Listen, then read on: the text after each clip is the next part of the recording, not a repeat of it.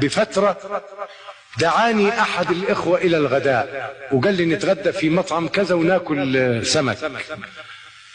قلت له طيب بس أنت تعرفني؟ قال أنا عارفك كويس بعزمك يعني على الغداء. فلما قعدنا بعد الغداء قال لي ممكن تقبلني كصديق لك؟ قلت له طب مش عارفك، أنت منين ولا أنت مين؟ قال لي أنا اسمي هشام عبد العزيز خريصي سعودي. قلت له لا اسمح لي أنا لن أقبل صحبتك. قال لي لا أنا مدني محب للنبي وآل البيت، وعشان كده باجي أصلي وراك. أنا مش وهابي، أنا من المدينة وبحب النبي وبحب آل البيت.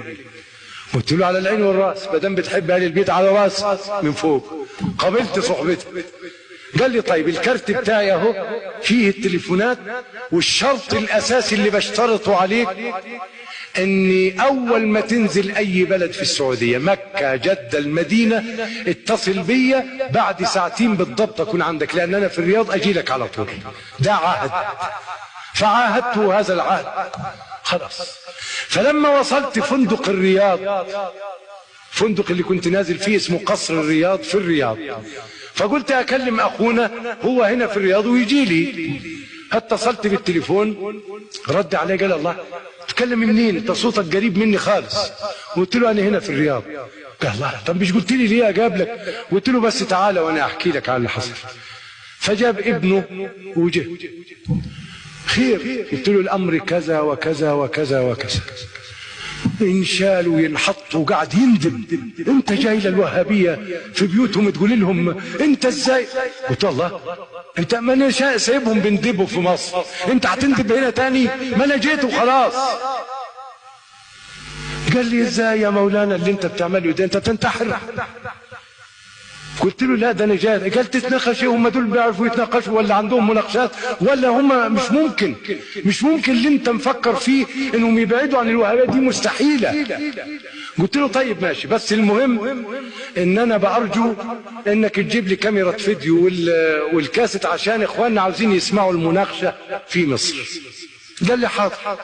بعت ابنه جاب الكاميرات والتسجيل وركبنا العربيه. انا راكب في عربيتي مع النقيب اللي هو معايا، ورحنا على بيت التويجري. لقينا عامل خيمه مخصوصه في ساحه القصر للمناقشه. على الباب رجعوا هشام، قالوا لا انت ما تدخلش. قلت لهم ده مش مصري، ده سعودي من عندكم وبيشتغل عندكم هنا في وزاره الداخليه. قالوا وان يكن ممنوع. كنت عشان يسجل قالوا هنسجل لك كل اللي انت عاوزه. هو زعل بقى وخاف، فبقول له بتعالى لي الفندق بقى. قال طيب ان جيت حب اجي لك. ومش طيب قعدنا. بسم الله الرحمن الرحيم. نعم يا اخوان انتوا عاوزين ايه؟ قالوا ايه موضوع احتفال مولد النبي اللي انتوا بتعملوه ده كل سنه، واحتفال وميلاد الرسول. الله امال ايه؟ ما انتوا عاوزين ايه؟ قالوا لا هذا بدعه. بدعه؟ قالوا الاحتفال بمولد النبي بدعه. طب والاحتفال بتنصيب الملك عندكم دي سنه؟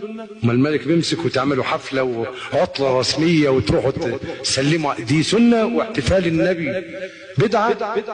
عيد الجدادريه اللي بتعملوه والخيل تجري والسيوف تضربوا بيها وتلعبوا بيها، دي سنه واحتفال النبي بدعه؟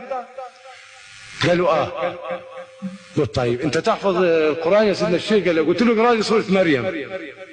فبدأ يقرأ من أول مريم إلى قول الله فحملته فانتبذت به مكانا قصيا فأجاءها المخاض إلى جذع النخلة قالت يا ليتني مت قبل هذا وكنت نسيا منسيا فناداها من تحتها ألا تحزني قد جعل ربك تحتك سريا. قلت له بس أتعبد بقراءة ميلاد عيسى ولا أتعبد بقراءة ميلاد محمد سيد الكل؟ اللهم صل على محمد. قلت له ازاي يعني؟ هو سكت طويلا. راحوا 2 من العلماء وقفوا ورفعوا ايديهم قالوا ايه؟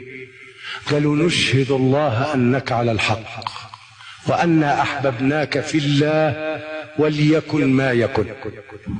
كلمة وليكن ما يكن دي خوفتني عليهم، وحصل، هتعرفوا اللي جرى لهم بعد كده.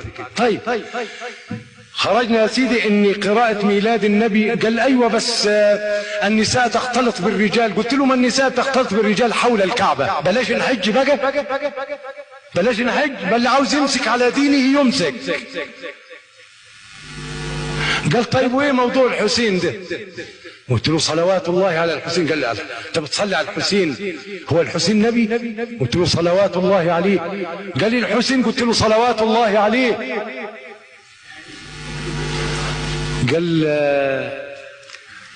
قال يعني مش فاهم. قلت له يا اخي مش ربنا امرنا بالصلاه عليهم؟ قال لي لا، ربنا امرنا بالصلاه على النبي. قلت له طيب لما سالوا النبي كيف نصلي عليه ماذا قال؟ قال قولوا اللهم صل على محمد وعلى ال محمد كما صليت على ابراهيم وال ابراهيم.